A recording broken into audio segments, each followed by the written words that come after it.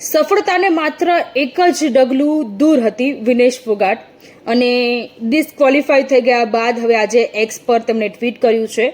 તેમણે કહ્યું છે કે હવે તે સંન્યાસ લઈ લેશે, તેઓ કુસ્તી નહીં રમે. કુસ્તીથી તેમણે અલવિદા કહી દીધું.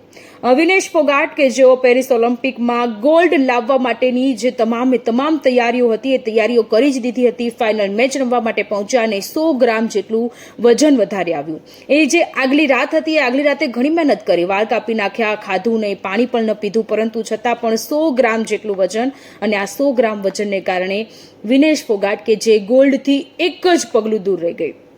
ઘણા બધા લોકોએ મોટિવેટ કરવા માટે ઘણું બધું કહ્યું, પરંતુ એની જે ફિલિંગ છે તે દ્રશ્યોમાં જે ચિત્ર સામે આવતા હતા એમાં સ્પષ્ટ આપણને દેખાઈ આવતી હતી. અને હવે એટલા હતાશ થઈ ગયેલા અત્યારે લાગી રહ્યા છે કે એક્સ પરથી તેમણે માફી માંગી. તેમણે કહ્યું છે કે કુસ્તી જીતી ગઈ છે અને હું હારી ગઈ છું. સંઘર્ષ ભર્યું તેમનું એ જીવન, અને સંઘર્ષ ભર્યા આ જીવનમાં માત્ર 100 ગ્રામ જેટલા વજનના કારણે ગોલ્ડથી થોડા એવા દૂર રહ્યા વિનેશ ફોગાટ. આપણે સૌ તેમની સાથે છે અને તેમની હિંમતને પણ 100 સલામ છે.